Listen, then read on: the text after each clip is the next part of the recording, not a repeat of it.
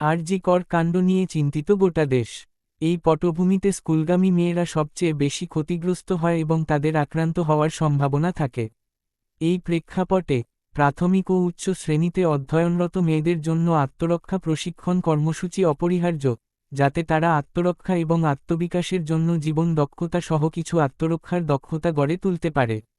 সরকারি প্রতিষ্ঠানে মেয়েদের আত্মরক্ষা প্রশিক্ষণ তাদেরকে মানসিক, বৌদ্ধিক, শারীরিক এবং আধ্যাত্মিকভাবে শক্তিশালী হতে সাহায্য করে যাতে তারা বিপদের সময় নিজেদের রক্ষা করতে পারে। তাদের সুরক্ষার জন্য চাবির চেইন, দুপাট্টা ইত্যাদির মতো দৈনন্দিন ব্যবহারযোগ্য জিনিসপত্র ব্যবহার করার প্রশিক্ষণ দেওয়া হয়। আধুনিক কারাতের জনক গিচিন ফুনাক্সি তার কারাতে দো আত্মজীবনীতে উল্লেখ করেছেন যে, কারাতে চর্চা স্থানান্তকরণের প্রকৃতির পরিচিতির মধ্যে আমার জীবনের পথ। বর্তমানে কারাতে অনুশীলন করা হয় শুধুমাত্র স্বপরিপূর্ণতা, সাংস্কৃতিক, আত্মরক্ষা এবং খেলা হিসেবে। নারী নির্যাতনের প্রতি ঝোঁক সমাজে সাম্প্রতিক কোনো ঘটনা নয়। প্রাচীনকাল থেকেই নারীদের ঐতিহ্যগতভাবে পুরুষতান্ত্রিকতা এবং আগ্রাসনের শিকার হিসেবে বিবেচনা করা হয়ে আসছে। মধ্যবিত্ত বা ধনী পরিবারের একজন সাধারণ ভারতীয় মেয়েকে অতিরিক্ত সুরক্ষার আওতায় লালন পালন করা হয়। স্বাধীনতার পর গত কয়েক দশকে অভিভাবক এবং সমাজ মেয়েদের শিক্ষার প্রসারে এগিয়ে এসেছে।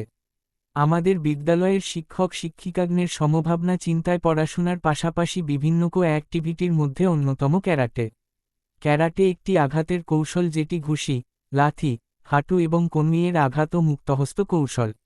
জাপানের ১৯তম শতাব্দীর দখলের পূর্বে কারাতে রিউকু রাজ্যে বিকশিত হয়েছিল। ২০তম শতাব্দীর প্রথম দিকে জাপানি এবং রিউকু অধিবাসীদের মধ্যে সাংস্কৃতিক বিনিময়ের সময় এটি মূল ভূখণ্ড থেকে জাপানি ভূখণ্ডে আসে। শোশিন নাগামিনে বলেছিলেন, কারাতেকে দীর্ঘস্থায়ী সহ্যশক্তির দ্বন্দ্বের পরীক্ষা হিসেবে বিবেচনা করা যায় যেখানে জিততে হলে নিজেকে আত্মশাসন, কঠোর প্রশিক্ষণ এবং নিজের সৃজনশীল প্রচেষ্টার মাধ্যমে এগোতে হবে। সবার